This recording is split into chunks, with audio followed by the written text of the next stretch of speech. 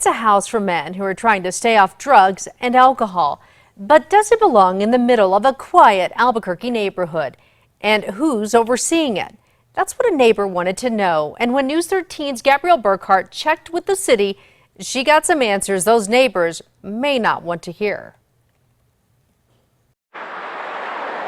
In this unassuming Albuquerque neighborhood near Candelaria and Carlisle, a few neighbors are asking questions about what goes on in this home and if it's even allowed on their block. Maybe it's because of stigma. You hear the word addict and immediately you go to those, those images you see on TV and movies. Daniel Alonzo says he and the 7 other men who live here fight that stigma every day. That's because the home they share on Morningside Drive is a so-called sober living house, meant to be a safe space for men recovering from drug or alcohol abuse.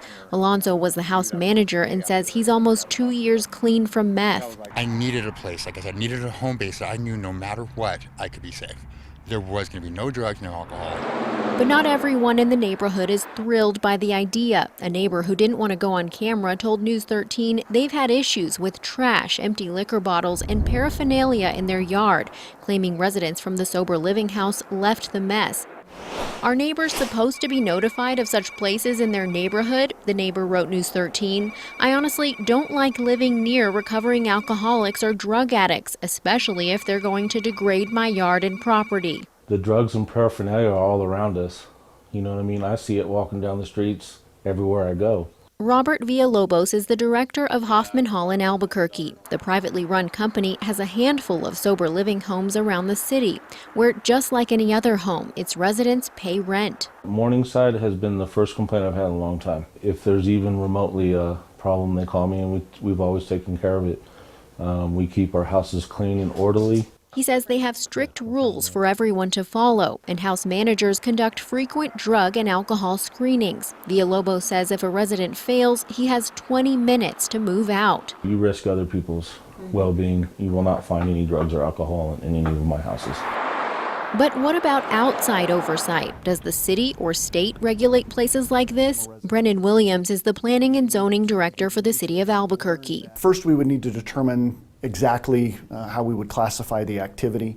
The short answer being group homes are not allowed in residential zones, whereas community residential facilities, similar to a group home but different, are allowed. Hoffman Hall says it falls under the second category, which is protected by the Federal Fair Housing Act. Since unlike group homes or rehabs, Hoffman Hall doesn't distribute meds or offer counseling, but rather connects residents to outside services. Under the Fair Housing Act, any number of protected classes are treated as a family. City code enforcement paid the home a visit and found no clear violations. So to answer the neighbor's question of whether or not they should have been notified, Villalobos says they're just like anyone else and don't need permission to move in. We're definitely not breaking any rules. Since the sober living homes don't receive any public funds, state agencies don't have any regulatory authority over them.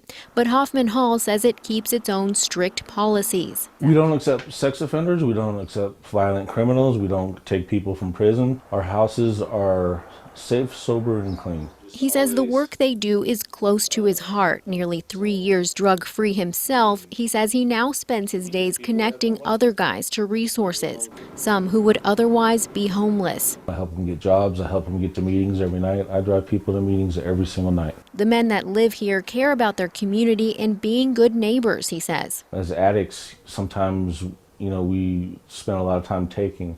Now it's learning how to serve, and do that in a way that benefits and uplifts people. I believe a person deserves a chance to change their life.